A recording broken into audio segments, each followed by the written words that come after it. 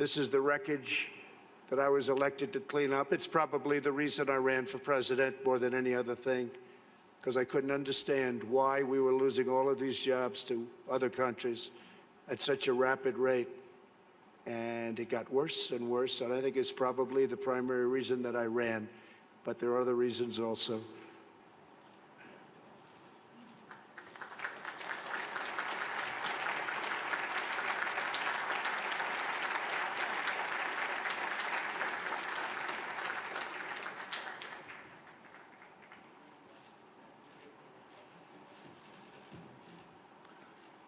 Mr. President, welcome back to this stage, here in the beautiful Swiss Alps, and we have arranged for you the best sunshine which we can offer. We are pleased that you have chosen to join us again, this time for the opening session of the 50th annual meeting of the World Economic Forum in Davos. It is an honor to host you, Mr. President, on this very special occasion.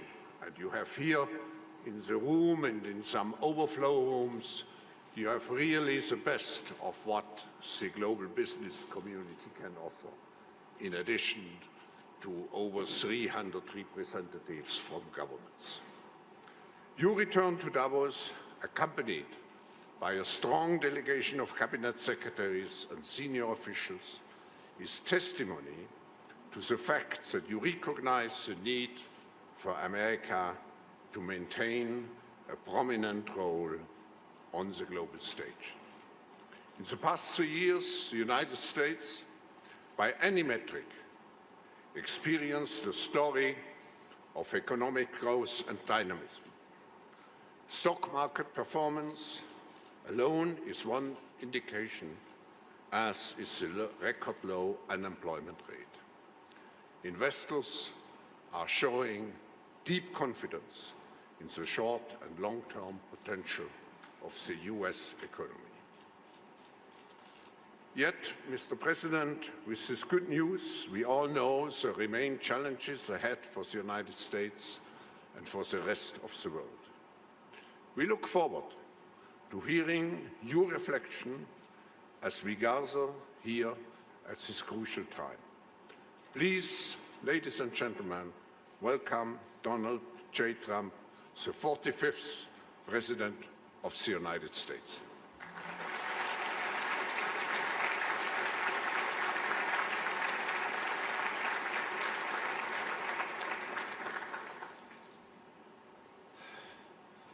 Well, thank you very much, Klaus, and a very special congratulations on your 50th year hosting the annual meeting of the World Economic Forum, a truly amazing achievement.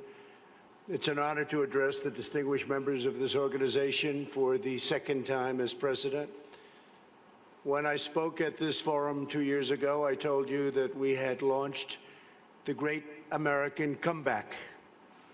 Today, I'm proud to declare that the United States is in the midst of an economic boom, the likes of which the world has never seen before.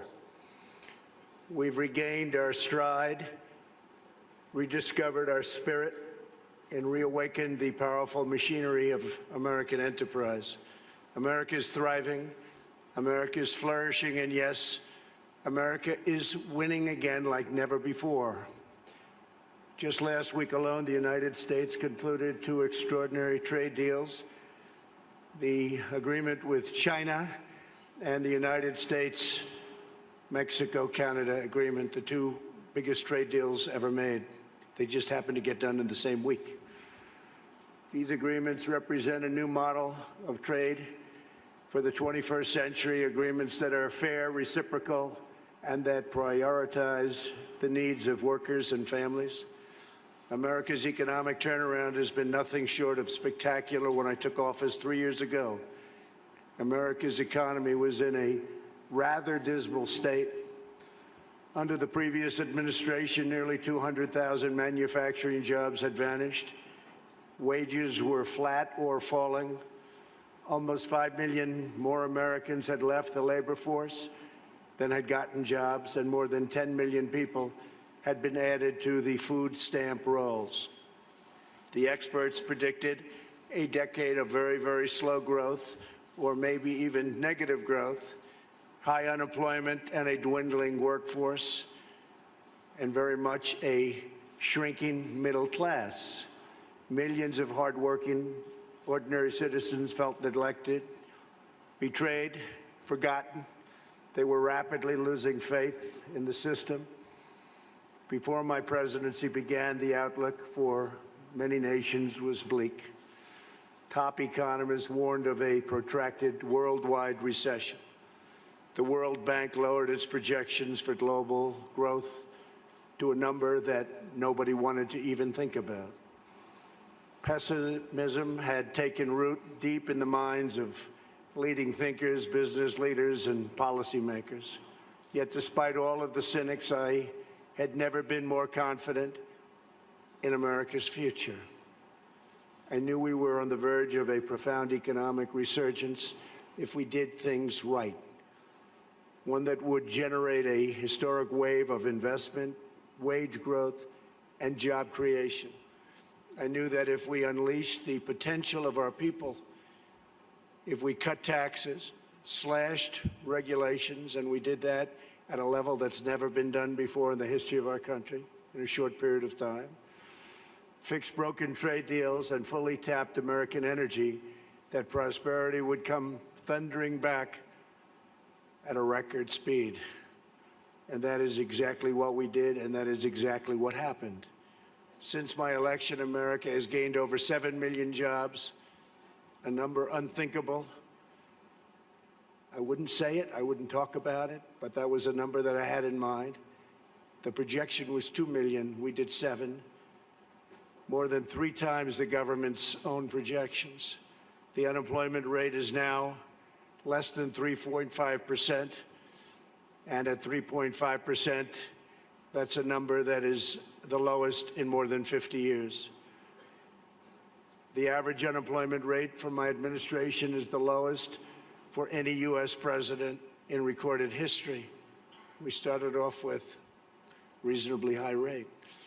For the first time in decades, we are no longer simply concentrating wealth in the hands of a few. We're concentrating and creating the most inclusive economy ever to exist. We are lifting up Americans of every race, color, religion, and creed. Unemployment rates among African Americans, Hispanic Americans, and Asian Americans have all reached record lows. African American youth unemployment has reached the lowest it's ever been in the history of our country. African American poverty has plummeted to the lowest rate ever recorded. The unemployment rate for women reached the lowest level since 1953, and women now comprise a majority of the American workforce. That's for the first time. The unemployment rate for veterans has dropped to a record low. The unemployment rate for disabled Americans has reached an all-time record low. Workers without a high school diploma have achieved the lowest unemployment rate recorded in U.S. history. Wages are rising across the board, and those at the bottom of the income ladder are enjoying the percentage by far largest gains. Workers' wages are now growing faster than management wages. Earnings growth for the bottom 10% is outpacing the top 10%, something that has not happened. Paychecks for high school graduates are rising faster than for college graduates. Young Americans just entering the workforce are also sharing in America's extraordinary prosperity.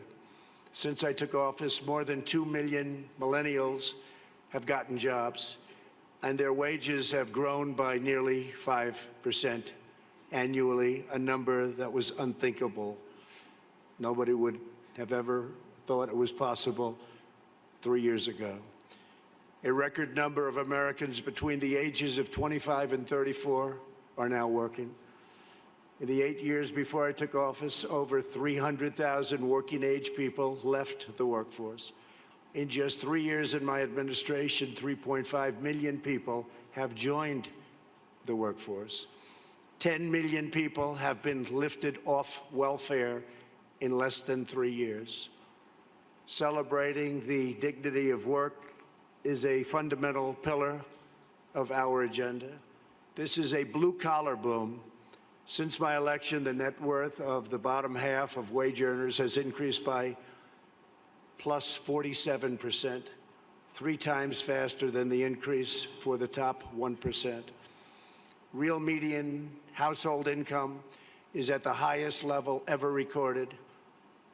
The American dream is back, bigger, better, and stronger than ever before. No one is benefiting more than America's middle class.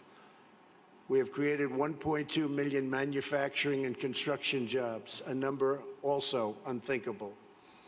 After losing 60,000 factories under the previous 2 administrations, hard to believe when you hear 60,000 factories. America has now gained, in a very short period of time, 12,000 new factories under my administration, and the number is going up rapidly. We'll be beating the 60,000 number that we lost, except these will be bigger, newer, and the latest. Years of economic stagnation have given way to a roaring geyser of opportunity. U.S. stock markets have soared by more than 50% since my election, adding more than $19 trillion to household wealth and boosting 401ks, pensions, and college savings accounts for millions of hardworking families.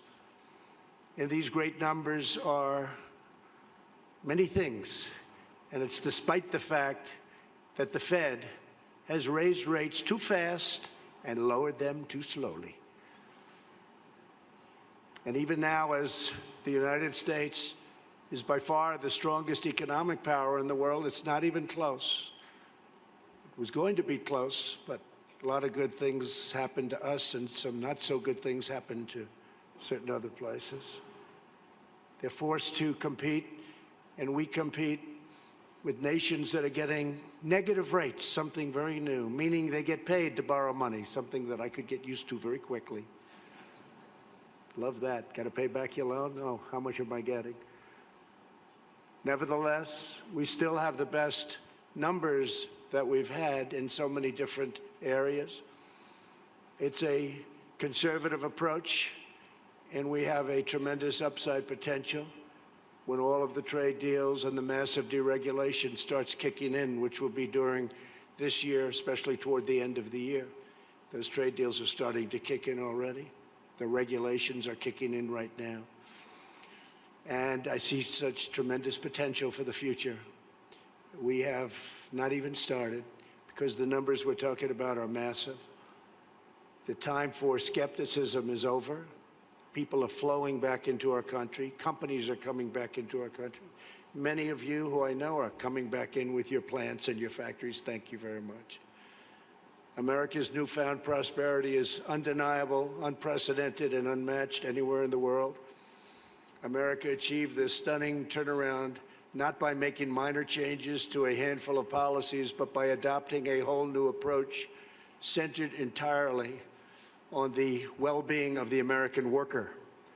Every decision we make on taxes, trade, regulation, energy, immigration, education, and more is focused on improving the lives of everyday Americans. We are determined to create the highest standard of living that anyone can imagine. And right now, that's what we're doing for our workers, the highest in the world. And we're determined to ensure that the working and middle class reap the largest gains. A nation's highest duty is to its own citizens. Honoring this truth is the only way to build faith and confidence in the market system. Only when governments put their own citizens first will people be fully invested in their national futures. In the United States, we are building an economy that works for everyone, restoring the bonds of love and loyalty that unite citizens and powers nations.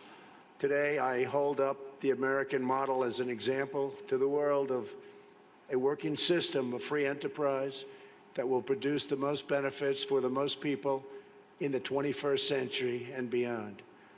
A pro-worker, pro-citizen, pro-family agenda demonstrates how a nation can thrive when its communities, its companies, its government, and its people work together for the good of the whole nation. As part of this new vision, we passed the largest package of tax cuts and reforms in American history. We doubled the child tax credit, benefiting 40 million American families and lifting 650,000 single mothers and their 1 million children out of poverty, and out of poverty quickly.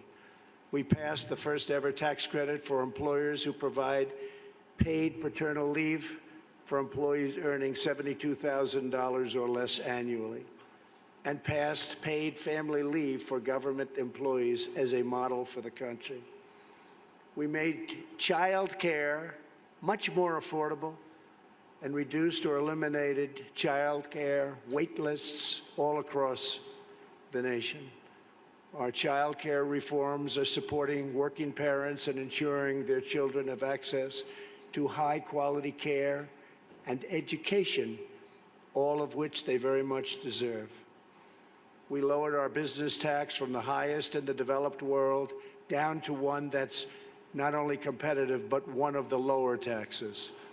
We created nearly 9,000 opportunity zones in distressed communities where capital gains on long-term investments are now taxed at zero, and tremendous wealth is pouring into areas that for 100 years saw nothing. The 35 million Americans who live in these areas have already seen their home values rise by more than $22 billion. My administration has also made historic investments in historically black colleges and universities. I saved HBCUs. We saved them. They were going out, and we saved them. We're removing roadblocks to success and rewarding businesses that invest in workers, families, and communities. We've also launched the most ambitious campaign in history to reduce job-killing regulations. For every new regulation adopted, we are removing 8 old regulations, which will save an average of American households about $3,100 per year. It was going to be for every one, we do 2, but we were able to lift that to 8, and we think that's going to go quite a bit higher. We still have a way to go. Today, I urge other nations to follow our example and liberate your citizens from the crushing weight of bureaucracy. With that, you have to run your own countries the way you want. We are also restoring the constitutional rule of law in America, which is essential to our economy, our liberty, and our future. And that's why we've appointed over 190 federal judges, a record, to interpret the law as written. 190 federal judges, think of that, and 2 Supreme Court judges. As a result of our efforts, investment is pouring into our country. In the first half of 2019, the United States attracted nearly 1/4 of all foreign direct investment in the world. Think of that. 25% of all foreign investment all over the world came into the United States, and that number is increasing rapidly. To every business looking for a place where they are free to invest, build, thrive, innovate, and succeed, there is no better place on earth than the United States. As a central part of our commitment to building an inclusive society, we established the National Council for the American Worker. We want every citizen, regardless of age or background, to have the cutting-edge skills to compete and succeed in tomorrow's workplace. This includes critical industries like artificial intelligence, quantum computing, and 5G. Under Ivanka's leadership, who's with us today, our pledge to America's workers has become a full-blown national movement with over 400 companies committing to provide new job and training opportunities to already very close to 15 million American students and workers. 15 million. America is making sweeping changes to place workers and their families at the center of our national agenda. Perhaps the most transformative change of all is on trade reform, where we're addressing chronic problems that have been ignored, tolerated, or enabled for decades. Our leaders did nothing about what happened to us on trade. Before I was elected, China's predatory practices were undermining trade for everyone. But no one did anything about it except allow it to keep getting worse and worse and worse. Under my leadership, America confronted the problem head-on. Under our new Phase 1 agreement, Phase 2 is starting negotiations very shortly. China has agreed to substantially do things that they would not have done, measures to protect intellectual property, stop forced technology transfers, remove trade barriers and agricultural goods and on agricultural goods where we were treated so badly, open its financial sector totally, that's done, and maintain a stable currency, all backed by very, very strong enforcement. Our relationship with China right now has probably never been better. We went through a very rough patch, but it's never, ever been better. My relationship with President Xi is an extraordinary one. He's for China, I'm for the U.S., but other than that, we love each other. Additionally, China will spend an additional $200 billion over 2 years on American services, agriculture and energy, and manufactured goods. So we'll be taking in excess of $200 billion, could be closer to $300 billion when it finishes. But these achievements would not have been possible without the implementation of tariffs, which we had to use, and we're using them on others too. And that is why most of our tariffs on China will remain in place during the Phase 2 negotiations. For the most part, the tariffs have been left, and we're being paid billions and billions of dollars a year as a country. As I mentioned earlier, we ended the NAFTA disaster, one of the worst trade deals ever made, not even close, and replaced it with the incredible new trade deal, the USMCA, that's Mexico and Canada. In the nearly 25 years after NAFTA, the United States lost 1 in 4 manufacturing jobs, including nearly 1 in 4 vehicle manufacturing jobs. It was an incentive to leave the country. The NAFTA agreement exemplified the decades-long failures of the international trading system. The agreement shifted wealth to the hands of a few, promoted massive outsourcing, drove down wages, and shuttered plants and factories by the thousands. The plants would leave our country, make the product, sell it into our country. We ended up with no jobs and no taxes. Would buy other countries' product. That doesn't happen anymore. This is the wreckage that I was elected to clean up. It's probably the reason I ran for president more than any other thing, because I couldn't understand why we were losing all of these jobs to other countries at such a rapid rate. And it got worse and worse, and I think it's probably the primary reason that I ran, but there are other reasons also. And to replace with a new system that puts workers before the special interests, and the special interests will do just fine, but the workers come first. Our brand new USMCA is the result of the broadest coalition ever assembled for a trade agreement.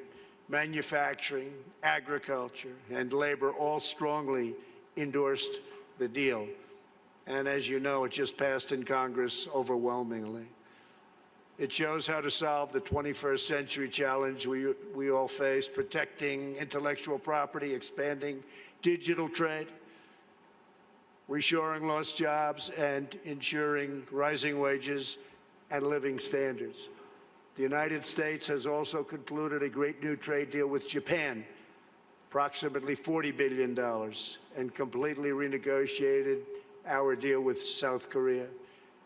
We're also negotiating many other transactions with many other countries.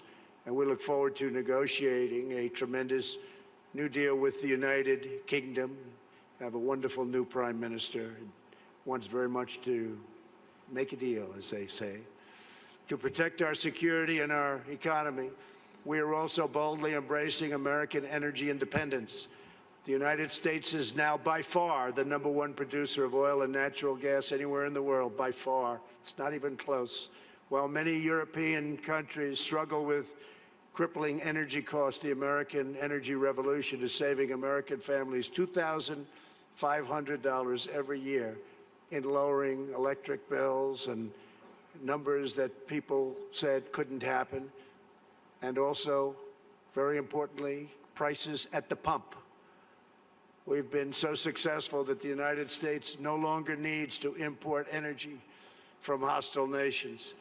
With an abundance of American natural gas now available, our European allies no longer have to be vulnerable to unfriendly energy suppliers either. We urge our friends in Europe to use America's vast supply and achieve true energy security. With U.S. companies and researchers leading the way, we are on the threshold of virtually unlimited reserves of energy, including from traditional fuels, LNG, clean coal, next-generation nuclear power, and gas hydrate technologies. At the same time, I'm proud to report the United States is among the cleanest air and drinking water on Earth, and we're going to keep it that way. And we just came out with a report that at this moment, it's the cleanest it's been in the last 40 years. We're committed to conserving the majesty of God's creation and the natural beauty of our world. Today, I'm pleased to announce the United States will join 1 Trillion Trees initiative being launched here at the World Economic Forum. 1 trillion trees. And in doing so, we will continue to show strong leadership in restoring, growing, and better managing our trees and our forests. This is not a time for pessimism. This is a time for optimism. Fear and doubt is not a good thought process, because this is a time for tremendous hope and joy and optimism and action. But to embrace the possibilities of tomorrow, we must reject the perennial prophets of doom and their predictions of the apocalypse. They are the heirs of yesterday's foolish fortune tellers, and I have them, and you have them, and we all have them. And they want to see us do badly, but we don't let that happen. They predicted an overpopulation crisis in the 1960s, mass starvation in the 70s, and an end of oil in the 1990s. These alarmists always demand the same thing: absolute power to dominate, transform, and control every aspect of our lives. We will never let radical socialists destroy our economy, wreck our country, or eradicate our liberty. America will always be the proud, strong, and unyielding bastion of freedom. In America, we understand what the pessimists refuse to see: that a growing and vibrant market economy focused on the future lifts the human spirit and excites creativity strong enough to overcome any challenge by far. The great scientific breakthroughs of the 20th century, from penicillin to high-yield wheat to modern transportation and breakthrough vaccines, have lifted living standards and saved billions of lives around the world. And we're continuing to work on things that you'll be hearing about in the near future, that even today, sitting here right now, you wouldn't believe it's possible, that we have found the answers. You'll be hearing about it, but we have found answers to things that people said would not be possible, certainly not in a very short period of time. But the wonders of the last century will pale in comparison to what today's young innovators will achieve, because they are doing things that nobody thought even feasible to begin. We continue to embrace technology, not to shun it. When people are free to innovate, millions will live longer, happier, healthier lives. For 3 years now, America has shown the world that the path to a prosperous future begins with putting workers first, choosing growth, and freeing entrepreneurs to bring their dreams to life. For anyone who doubts what is possible in the future, we need only look at the towering achievements of the past. Only a few hundred miles from here are some of the great cities of Europe, teeming centers of commerce and culture. Each of them is full of reminders of what human drive and imagination can achieve. Centuries ago, at the time of the Renaissance, skilled craftsmen and laborers looked upwards and built the structures that still touch the human heart. To this day, some of the greatest structures in the world have been built hundreds of years ago. In Italy, the citizens once started construction on what would be a 140-year project, the Duomo of Florence. Incredible, incredible place. While the technology did not yet exist to complete their design, city fathers forged ahead anyway, certain that they would figure it out someday. These citizens of Florence did not accept limits to their high aspirations, and so the Great Dome was finally built. In France, another century-long project continues to hold such a grip on our hearts and our souls that even 800 years after its construction, when the Cathedral of Notre Dame was engulfed in flames last year, such a sad sight to watch, unbelievable sight, especially for those of us that considered it one of the great monuments and representing so many different things. The whole world grieved. Through her sanctuary now stands scorched and charred, and a sight that's hard to believe. When you got used to it, to look at it now, hard to believe. But we know that Notre Dame will be restored magnificently. The great bells will once again ring out for all to hear, giving glory to God and filling millions with wonder and awe.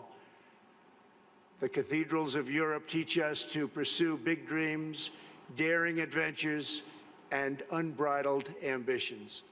They urge us to consider not only what we build today, but what we will endure long after we are gone. They testify to the power of ordinary people to realize extraordinary achievements when united by a grand and noble purpose. So together we must go forward with confidence, determination, and vision. We must not be timid or meek or fearful, but instead we must boldly seize the day and embrace the moment. We have so many great leaders in this room, not only business leaders, but leaders of nations.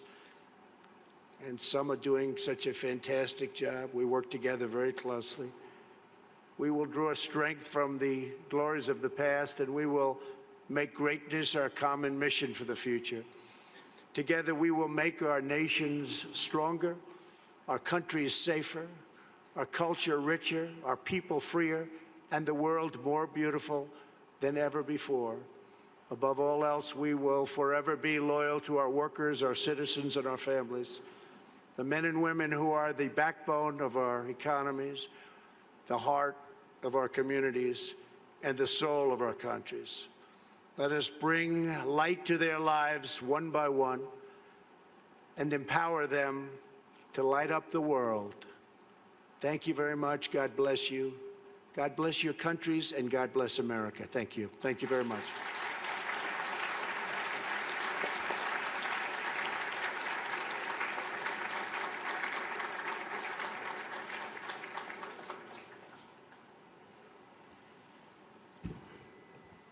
Mr. President, thank you for your speech and congratulations for what you have achieved for your economy, but also for your society. We discuss here very intensively the question of inclusiveness, but all your politics certainly are aiming to create better inclusiveness for the American people. I want to thank you personally, particularly for injecting optimism into our discussions. We have many problems in the world, but I think we need, as you said, we need dreams. and we have all the capabilities, technology, leadership to realize those dreams. So thank you again, Mr. President, for having joined us here at the opening of the 50th anniversary of the World Economic Forum. Do we want to do questions?